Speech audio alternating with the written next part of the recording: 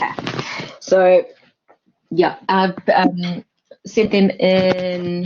Yeah, I'm going to talk about that more now, about the assignment and all that. So, let them know this afternoon. So, I would say probably tomorrow your results should be out.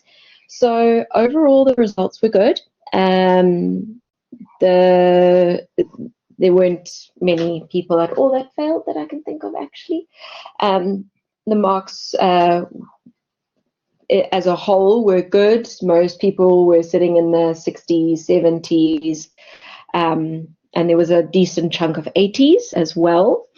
So I just want to give you guys a bit of feedback on that first. Then I just want to speak to moving on to the POE now that it's out and starting to prep you guys in terms of that.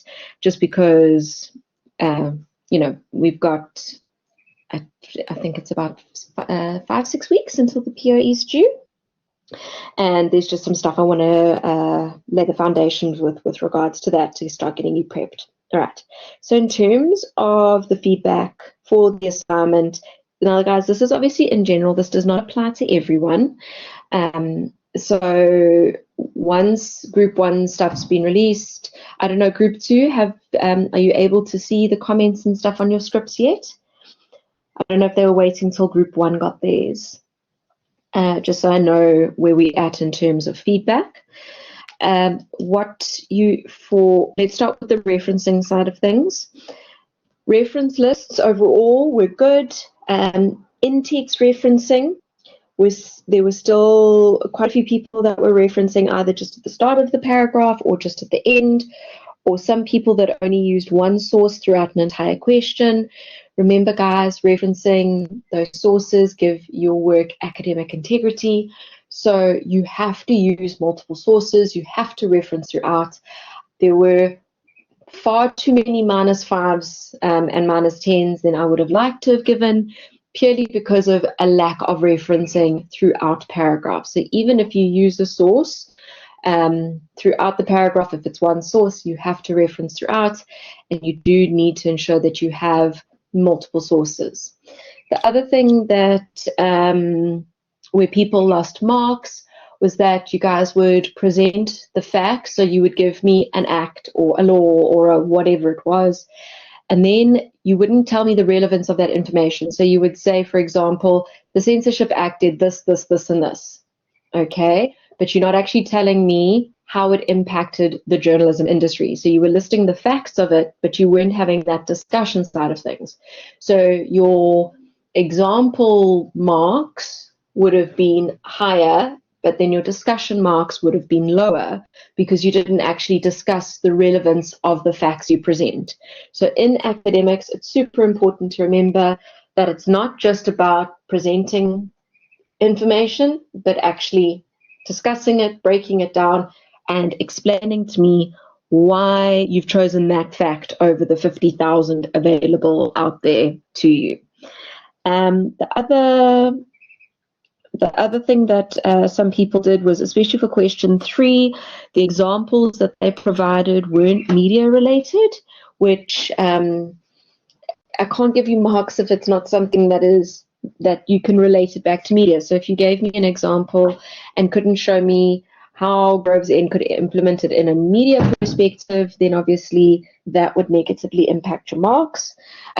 So I think for most people, you would have seen me saying lacking discussion, lacking depth, needing more application, those kinds of comments, which will then align for you to know, okay, you needed to discuss these points a bit more or add it a bit more on the application side. So if it was your application that let you down or your discussion that let you down, I did indicate that to give you that feedback to use for your POE. You're not going to be using theory in your POE the same way that you did in your assignment, as I've explained to you guys, but obviously it's something that then you can use for other modules as well, in terms of making sure that if you present facts, you discuss them. Okay, so before I move on to the POE and moving forward now for JRN, are there any questions? Anything that you guys want to check with me?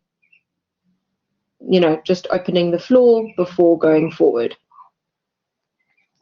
And of course, you're welcome to ask me anything. Just to do with the assignment, and then I just want to speak to ICE. Nothing from you guys. I'm being dead serious, honest, whatever. I was happy with the results overall, so don't think I'm just saying that for the sake of it. I really was happy with the results. Okay, so if there's no questions, just a reminder for, yes, so for the ICE tasks, you guys need to have them in, all of them in, what did I say? The date was sorry, I'm pulling up my calendar. Did I say, I haven't marked the ICE tasks as yet. I'm going to mark them all when they all come through at the end, just in terms of time, because I've been spending so much time on the other stuff. 10th of May, that was it. Thank you. So I was just double checking. So all ICE tasks in by the 10th of May. You can choose any 4 of those ICE tasks. You do not need to do them all. And then after the 10th, I will then have the time to look through them, give feedback, and just let you know my overall impressions of the ICE tasks. Just a reminder, with the ICE tasks, it's 0 or 100. It's not that you get 60 or 80 or whatever.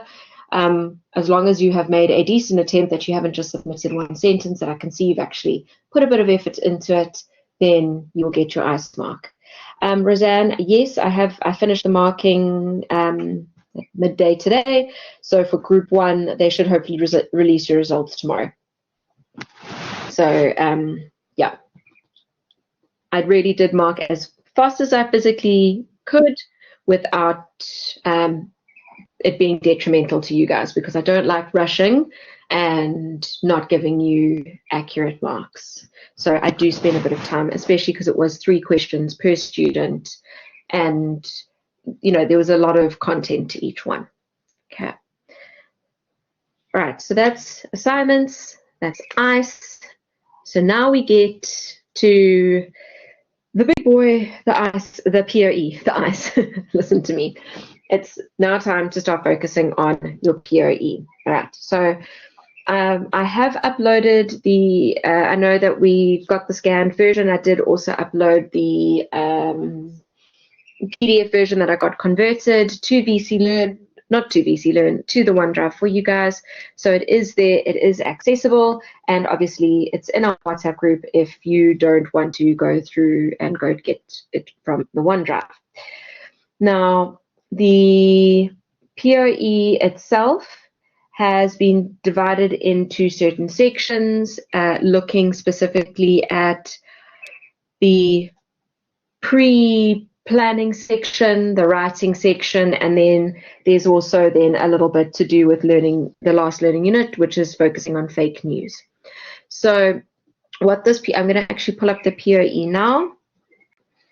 I just want to speak to the first part of the POE. Obviously, I'm still going to do a full NSS, guys, where I break it down for you and what have you. But I just want to, no problem. I just want to speak to the first section of it, purely because in our last collab, we did speak to the genres or the beats, and, you know, thinking about what types of stories interest you, your type of writing, and we had that whole discussion. And question 1 of your POE does relate directly to that. Okay. So I'm not going to go through the integrity stuff, the background stuff, and all that. I'm just going to be looking at the particular section. I'm just going to look at the instructions just to remind you guys certain aspects, such as it says the part consists of 4 questions. You're only required to answer 3, but question 1 and 4 are compulsory. So you are going to be getting a little bit of leeway with question 2 and 3, which is useful. Okay, so the reason why I raise this is that I know time management is always a concern for students. we're getting into the last, going towards the last month of the semester, what I would highly recommend doing is, in your own time, start looking over the POE, look at the sections where there are options available to you, and look at what you think would interest you. Then what you can do is you still continue to study all the material for all the learning units, but then you know that the learning units that might not necessarily apply to you, or the types of writing that might not apply to you, you can read for understanding, but not for application purposes. So I'm not telling you to only learn certain sections. I'm saying it just shifts and adapts the way in which you choose to study certain sections of the material, because it's not like your written exams where you have to know everything in its entirety. Okay. With regards to your word count and stuff, in terms of your journalistic pieces and that, I am going to be more sticky with word count, because an important part of journalism is staying within word count, specifically for the sake of editing and publishing, because if they tell you to write a 500-word piece and you submit 700 words, someone has to spend that time editing and what have you. So I'm not going to give you that same flexibility as I would for an academic piece, especially because in this instance, you're not going to have all the in-text referencing, which is going to adjust your word count. Okay. Do we qualify for no Taylor? There is no CAS or anything for POE modules. Everyone can submit the POE. Doesn't matter what mark you get for ICE or for your assignment. So just to remind you that obviously your POE counts more in terms of percentage. POE counts 70% of your mark, assignment 20, and ICE 10. So it's a lot of marks. You do need to put time into it. And it's also going to be time in terms of researching and conducting interviews and that kind of thing. All right. Even though aspects of the POE won't have in-text referencing, you still have to keep every source that you use for the POE that you put in at the end in your full reference list at the end. So it does mean that you still need to have your references, you still need to meet referencing requirements. It just means for certain questions you're not going to have in-text referencing, because when you have that in-text referencing, it breaks the journalistic style of writing, and in some instances what you need to do doesn't require referencing. I'm very sorry about my very talkative duckling in the background. She seems to want to be part of our class tonight and won't shut up. All right. So if you hear a funny noise in the background, that is what that is. All right. So like I said, I just want to look at question 1. We're going to be looking at question 1.1. Then we're going to discuss interviews, and then we can look at question 1.2. Just that is the focus of tonight, because that is the foundation that you need going forward for the next few weeks. If you get your question 1 done, and if it's good, it means the rest of your POE will flow really smoothly, and it will be a much simpler, easier process for you. Okay, so just having a look at the first thing that you need to be aware of is that it says your editor has given you the assignment to apply your journalistic skills and produce a story. Now, this is what's important. Your story can either be hard news for a newspaper, or broadcast, which is radio, or online, or a feature, so something that you would find, a news feature, so something that you would find that's a longer piece. So like I said in our last collab, you need to start thinking about the things that interest you in terms of writing and what is, what is out there in the world in terms of journalistic writing. But what they are telling you here is that you have got flexibility in terms of what type or what area that you would like to write for. Hard news, radio, online, or a newspaper feature or a news feature. Guys, I would highly recommend, I'm going to show you, not in tonight's collab, in our next collab, I'm going to look at the different writing styles. But I'll answer you in a second, Taylor. Broadcast is the hardest because it is a script. It's all about intros, exits, timings, all that kind of thing. If radio, and it's something that you actually want to go into long term, I would recommend doing it. But in terms of, well, there's TV broadcast and there's radio broadcast, but they're both based on scripts. They are a lot more complicated. They are a lot trickier. So if it is not something that interests you, I would really recommend going for the hard news, the online, or the feature, purely because they are something you're probably more familiar with, and they are more straightforward in terms of writing. So I'm just preempting, just saying to you that broadcast is the most difficult. Not trying to scare you away from it, but just to say to you, don't do it if you think it's like you've got absolutely no interest in how they write for radio or TV. It's just not going to be in your benefit. Taylor, in terms of would you get marked down for food? I'm going to be very careful with my words. Yes and no.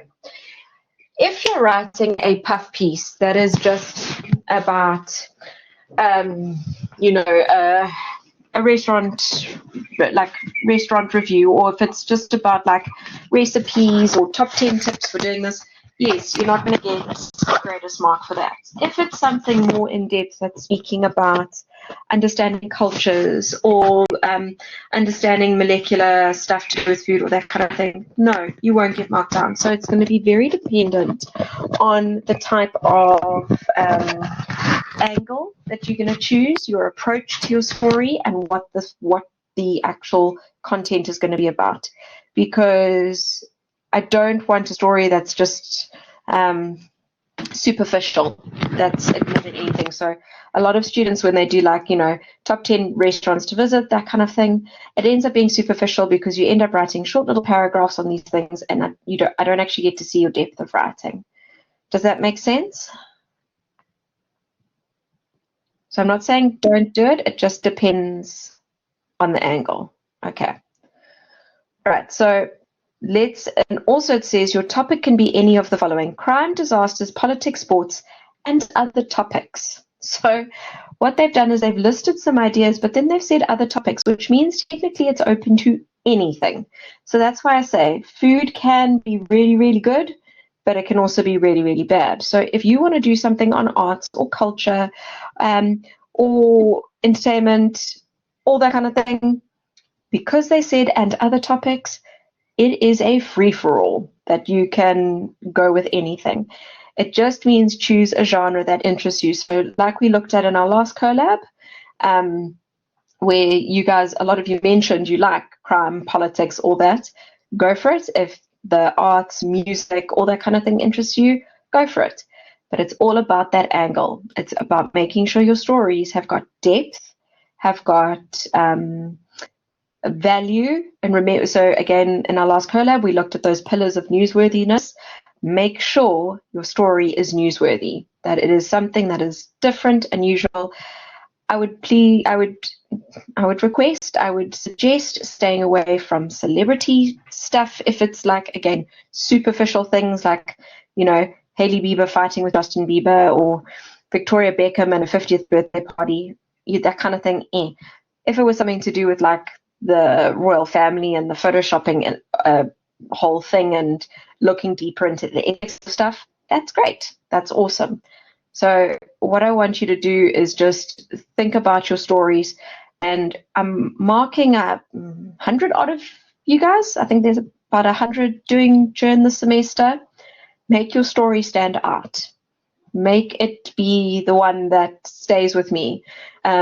Because often I will be marking them, and if it's a really good story, I actually make my husband read them, because I get proud of what you guys produce, and make your story be that story. Okay, I know that sounds really cheesy and very mother hen of me, but that's how you want to be. You want to be the one that stands out. Okay, so let's have a look at what is needed for 1.1. Okay, so now it says, other than quotes from interviews in my piece, can I add photos? Yep, 100%. You can definitely add photos, add all of that. We'll talk about like the stories and structuring and all that in our next collab. Okay. So let's have a look. It says your chosen genre is, oh, sorry. Okay, so you have now, you're going to now, oh yeah, no, if you need to get permission and stuff, go for it. The more you can delve into it, the more you can practice, obviously, the better it is overall. And if the photos in that ad, it's going to make it more interesting again, which is what you want. So you are assigned a senior journalist. That'd be me, I guess, in this instance. I'm your mentor. And you are taking me through the process of what is going to happen for you to write the story and what is going to actually occur to produce something. So pretty much they're not going to just go write us a story and be done with it. You need a little bit of guidance along the way. So it says, write a paragraph. Okay, guys, it's 400 to 1,000 words. I'm just starting off with that. You don't have to only do one paragraph. Okay, if yours is longer, if you're looking at the 400, 500 words, that's a page. I've explained to you guys, I prefer paragraphs. So let's say write a few paragraphs, or, think about it. Don't just scroll, okay? Where you are going to explain to your mentor, first of all, your chosen genre and topic for your news story. Okay, so now, careful when what they've done here with the word topic. Okay, where they've said at the top that your topic can be any of the following. That is not your topic, that is your story angle. All right. Your genre is crime, disaster, politics, entertainment, culture. So the wording they've chosen there is a bit contradictory. So what you are telling me is going to be the genre. So what genre your story fits into, and the topic is what your story is actually going to be about. So what you want to write about, what your story angle is. So please be clear with that a topic and a genre are two separate things. So it's what area of journalistic writing it falls into, and then what you actually want your story to be. Okay. Does that make sense, the first bullet point?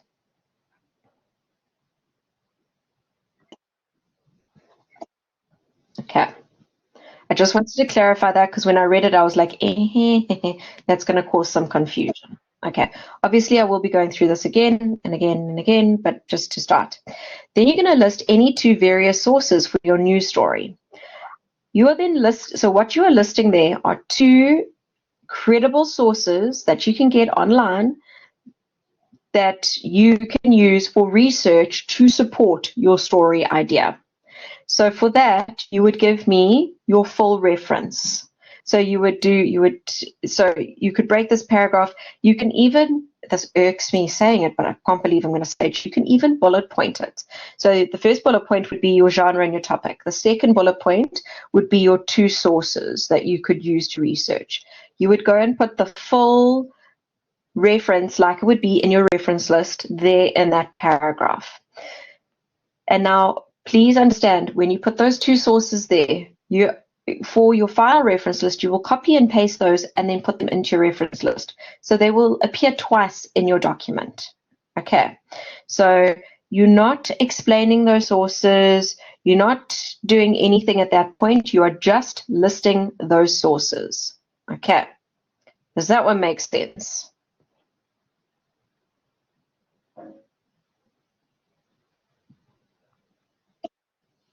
I know I'm sounding pedantic, but I don't want anyone confused.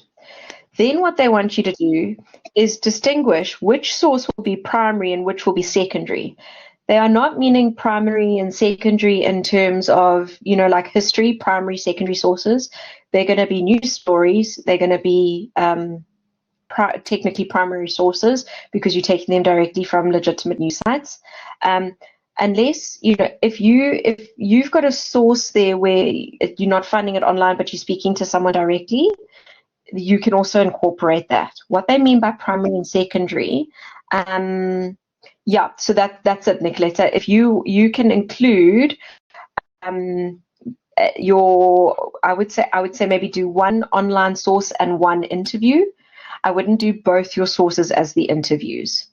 And in the VC referencing guide, it actually does tell you how to reference a face-to-face interview and a face-to-face interview. So you can actually get the proper referencing from the VC reference guide.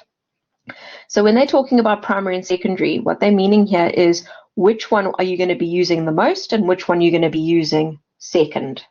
Okay, so it's which one you're going to be relying on more than the other.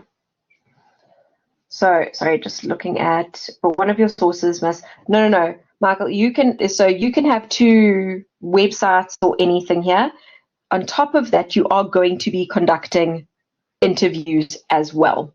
Okay, so you have got to conduct interviews on top of this, but that's actually technically 1.2. But what I'm saying is, if you've got a primary source, a person you can speak to directly, that will give you insight into your story that would be better than what a website would do. You can use that as a source for 1.1, but you need to have the interviews then on top of it. Okay. So, yeah. Also, what I want to say is that, so just looking at it as well, you don't only have to use two websites for your stories. You can use more than that. That's just the minimum requirement. So where it says list any two various sources, that's just the minimum.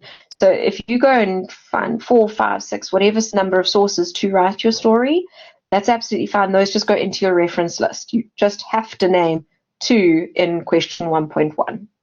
Okay, so you're not being limited with how much research. Yeah, you just need to have the 2 listed in the question.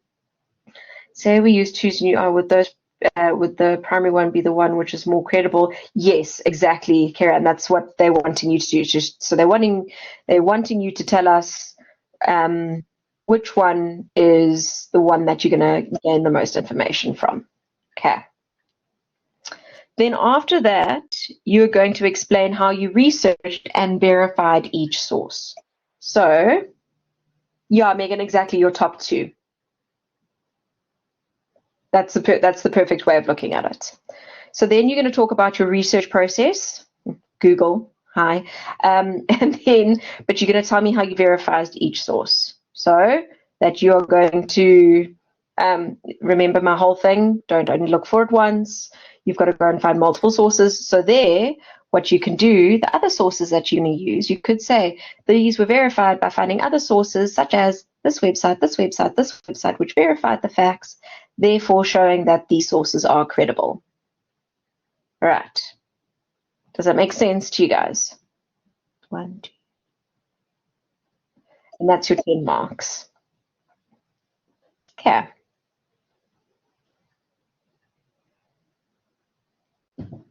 It's a lot of words for 10 marks. Just looking at, yeah. I don't think anyone's going to get to 1,000 words for 10 marks. So I think most of you are going to probably be between 400 and 500 words realistically. Okay. Everyone with me for question 1.1?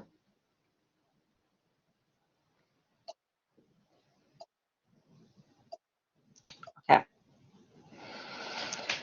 All right. Now, 1.2 is speaking about interviews. Okay, so I'm going to look at what they're wanting you for this question, and then I'm going to pull up the notes on interviews. So I'm going, just so that we're not bouncing backwards and forwards, but just to speak to the aspects of what is needed. Okay, so it says, so just so everyone is on the same page, we have different types of interviews. We have face-to-face, we have telephone, and we have email. Those are the 3 ways in which interviews are conducted. Face-to-face is always the most sought after type of interview because we can see the nuances of the person, we can see their body language, we can see the way they interact, we can see their facial expressions, and we can see, if they start to not like the way you're questioning, you're able to read the room. You can also ask follow-up questions because maybe they say something interesting that you suddenly like, oh, actually, let me find out more about that. So we always aim for the face-to-face. If we can't do face-to-face, we go for telephone. Telephone is good because we can still hear voices, you can still ask those follow-up questions, but you obviously have the thing that someone can hang up on you. My question to you guys, before we get to the email side of things, what do you think video, like WhatsApp video calls and Skype and all that, what do you think that falls under?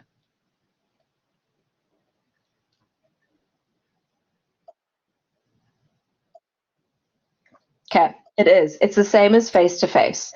So while it does have that, the thing of someone can hang up on you and they can just end the call, it still gives you the nuances. It still gives you that personal connection. While it might not be quite the same as sitting in someone's house or at a coffee shop or whatever, but it does give you the functionality. So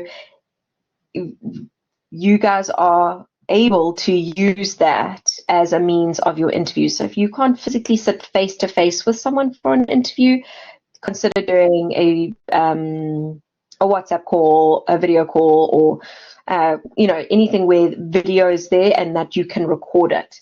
Can we use interview conducted by someone else? Some people are hard to get in touch with. No, Michael, that would be an additional source. So you'll be able. So how it works is you have to conduct interviews. If there is an interview you find in a news article, whatever, that you think is relevant to your story, you are able to use it as if you had conducted the interview, but it does not replace your interview that you are conducting. Okay, so you still need to do it. If it's other direct quotes that you need to use for your piece, it's an additional thing. Okay, so then obviously the email being the last one. So I was wondering about the follow-up questions which happened after the interview. How do we use those? So, Nicoletta, when I mean follow-up questions, what follow-up questions are when you're asking the questions in the interview setting.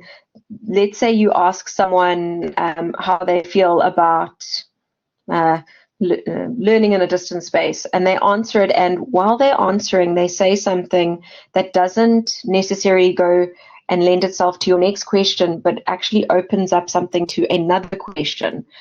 That then you would ask that different question, and then you can go back to your original set of questions. So those follow-up questions there, they just give you different insight and might give you a different angle to the story that you might not have originally thought of.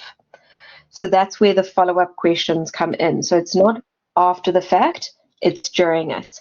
So I will warn you guys right now. You are going to go in, you're going to do these interviews.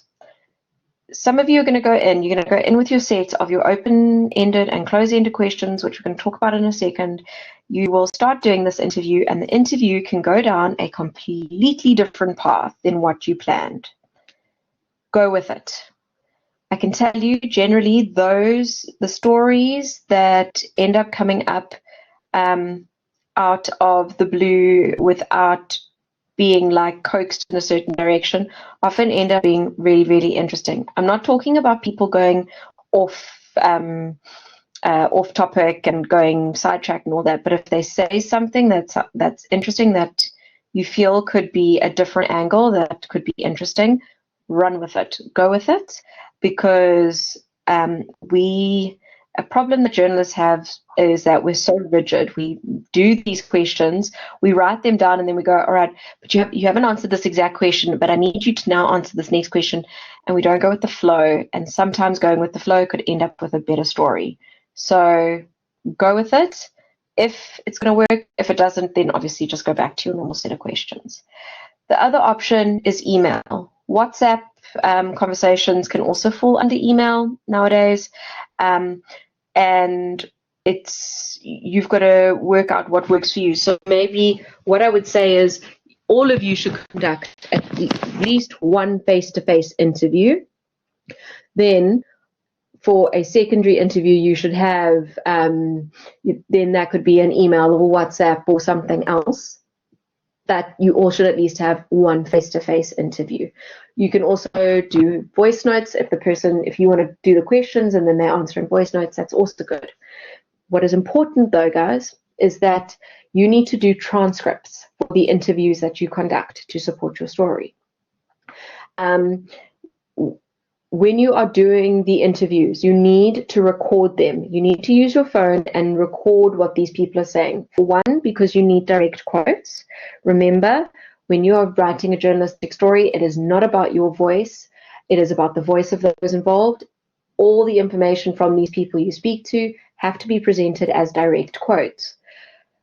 So you guys have to give me transcripts as proof of what you have done. If you do a audio recording, there are apps now that you can put the audio recording into that app and it will type up the transcript for you.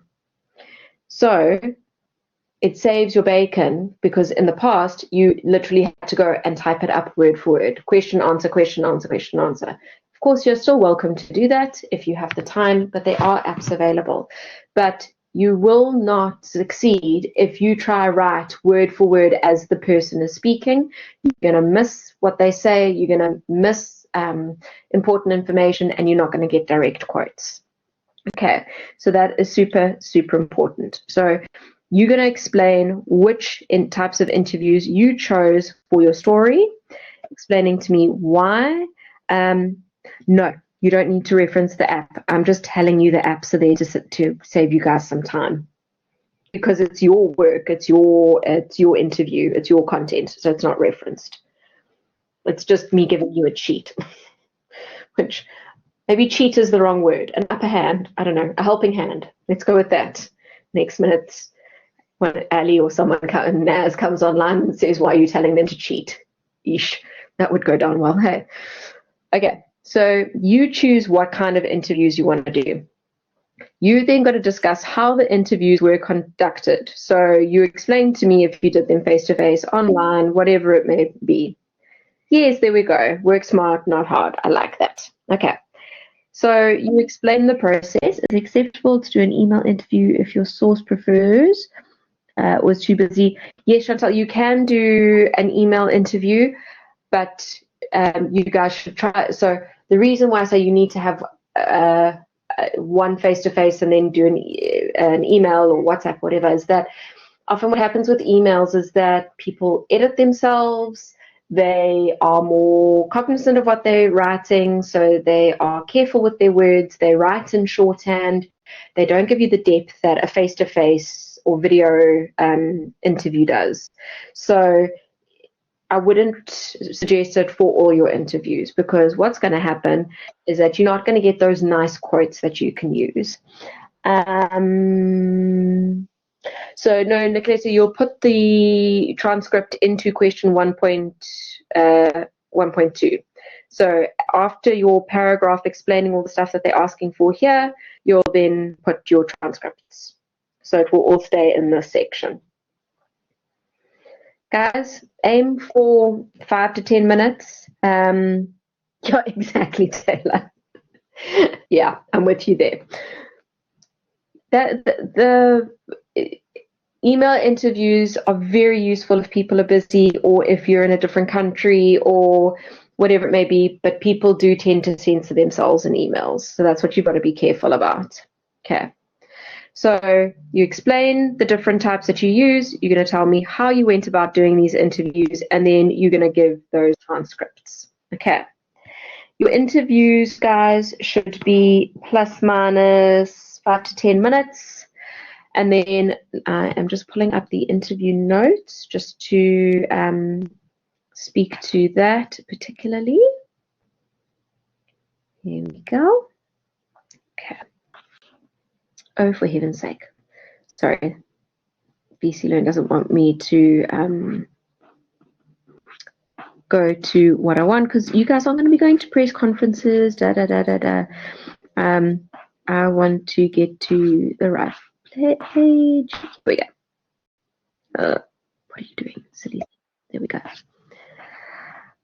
Now, this is the thing. It says interviews, but it doesn't take... Oh, you horrible software. Sorry, I'm shouting at VC Learn now.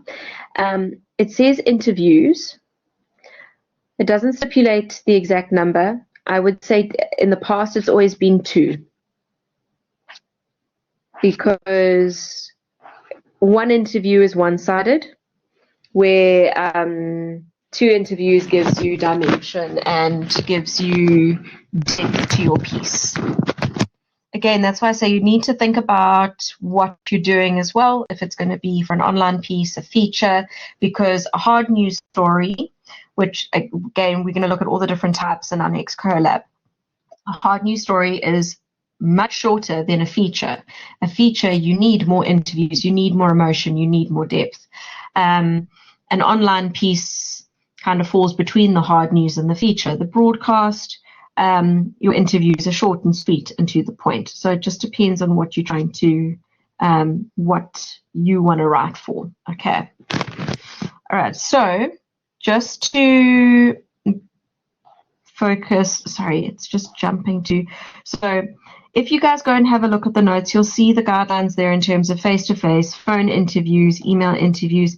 It's all quite obvious in terms of, you know, the differences between them. We've already been discussing them. The one thing I will say is always be prepared. Make sure you have a notebook and a pen as well as a recording device, because we all know phones suck and sometimes they don't do what we want them to do.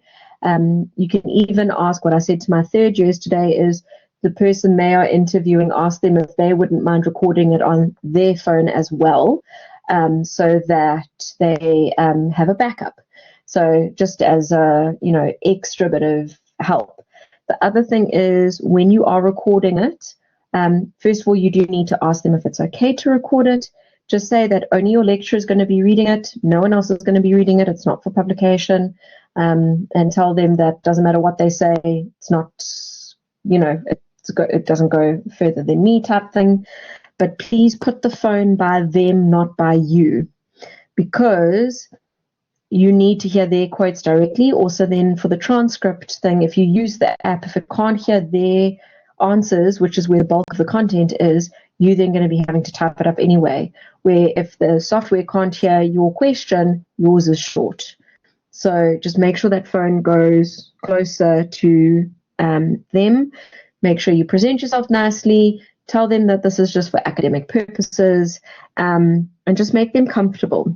And how you make them comfortable is by the types of questions you ask. So this is what I mentioned earlier, that we have open and closed-ended questions. Now, you have to have a mix of both of these when you are doing your interview. So I'm going to start with the closed-ended questions. These are the ones that can get people to open up, to relax, just, you know, general banter, where they give one-word answers. These are not the questions that you are going to use for quotes. Your closed-ended questions are to get basic facts. Names, ages, who they are, where they live. You know, it's those very basic questions that break up those long questions, which is where you're going to get your quotes from. But those closed-ended questions are super important, because especially if it's someone who's never been interviewed before, it helps them just to get used to the question answer process, that they don't feel too intimidated. So, you know, if you next minute you just ask them, you know, what's your philosophy on the meaning of life, they're going to stare at you and go, I'm not doing this, and they're going to walk away. So have some closed-ended questions where they just give one word or, you know, one sentence, short things that open them up. Your open-ended questions are the ones that are actually going to give you the value, okay? Those are the ones that get them to give the emotion, that get them to explain their life experiences, their views, their understanding. That is where your quotes are going to come. If you write bad open-ended questions, like where they are so open-ended that they don't give the person the opportunity to like filter down a bit, your quotes are going to be useless. So it's going to be things like if you were doing a question on the value of music in education, for example. If you just went and said to them, do you think music is valuable in education? For one, that question, they could just say yes and turn it into a closed-ended question, or they could go on and on and on. Your open-ended questions have got to give them the ability to explain things, but still have a limit, a time limit. So you would maybe rather ask something about, from your personal experience, I'm thinking of these off the top of my head. I was staring at my daughter's piano. This is what made me think of the topic. From your experience, how has or from your own students, how has them learning how to read music helped them in understanding maths or English or whatever? It's still an open-ended question, but it's not so open-ended that they could answer in a huge multitude of ways. So please just be careful with those open-ended questions too. It's a very fine balance between being very open or too limited, but think about, what kind of quotes you're wanting. So if you're wanting a quote that is, dealing with personal experiences of, abuse or gender-based violence or whatever it may be. Sorry, my mind always goes to the dark things, doesn't it? Make sure that you are asking those questions in such a way that they are able to give them a little bit of guidance while still giving them the freedom to answer in their own words without you directing them and basically telling them the answer. Does that make sense, guys? It's a very fine balance. I need to check that you guys understand that. Okay. Right. And also, the other thing I just want to say with interviews, okay, is with your it sounds funny, but because I don't know what topics, I know a lot of you like the crime and the politics and all that. If someone says this is on the record or off the record, you've got to respect that, even though this is just for academic purposes. But you have to make sure that you say to them, is this back on the record? So if they say off the record for a particular question, you let them answer that question off the record. And then before moving on to the next question, you say, can we go back on the record? Technically, if you do not ask that question, it means the rest of your interview is useless and technically can't be used. So that's not good. So I know it seems like such a weird thing, and it seems like so movie-esque, is this on the record or whatever? But it is a legit thing that has to be said within interviews. That's why I say you have to ask permission.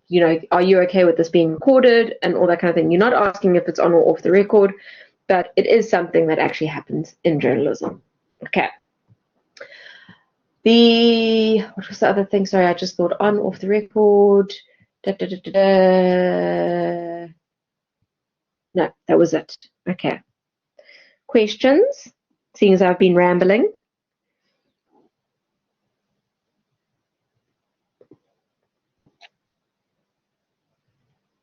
What else do you guys want to know before you do these interviews?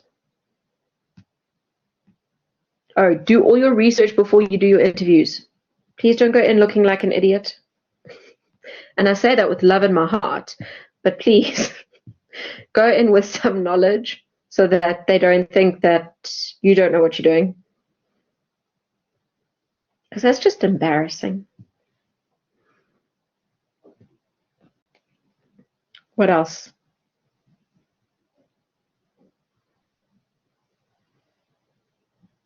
No questions, guys?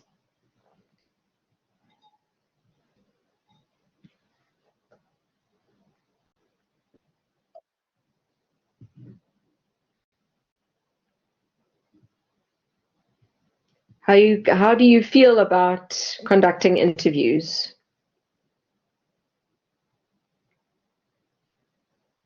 Oh, the other thing I should say, you can interview people that you know, family and friends and all that. It's not a you're not allowed to do that at all. But it has to be someone that actually has knowledge or insight into the story you want to write. Yeah, it can be covered. Jan, it can be covered before. Yeah, it's just got to be something recent, guys. Yeah, Michael, the thing is, so my view is if you can't find the right people to do the story that you want to do, change the story. Because that's, you've got to do this for academic purposes, you've got a time frame. So change tactics, change stories, and find something that you feel you can actually write about. Okay. Otherwise, you've just going to be wasting your time and not find people that have got value to add to your story. Okay. I just want to put into perspective for question 2 and 3. So when you're thinking about it, question 2 is if you want to produce hard news for print, broadcast, or online, and question 3 is the feature. So a feature story is longer, it's more in depth, and you get to use your quotes and stuff more, where the hard news for online or broadcast, whatever, is shorter, it's more factual, it's a bit more objective and distant. So again, it's about what you like in terms of writing. If you like what you read in magazines and those longer pieces online and all that, go for a feature. If you like being more factual, objective, and very straightforward, then go for the hard news question 2. Yeah, that's the way of looking at it, as something that it's different. And for those who are studying psych and you actually want to be a psychologist, you're going to be talking to people literally every day of your life. Well, I guess in any job you're doing that and analyzing people, so it's practice for that.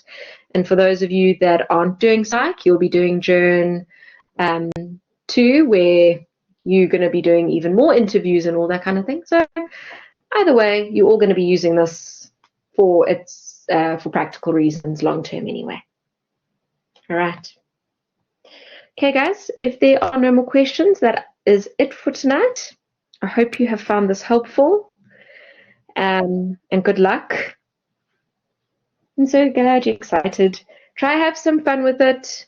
If you completely stuff up an interview, just do it again. Find someone else. It's not the end of the world. Okay, just remember you're getting like four decent sentences out of what these people are saying. So don't put too much pressure on yourself. Okay? All right, guys. Have a good evening, and I will chat to you all soon. Bye, everyone.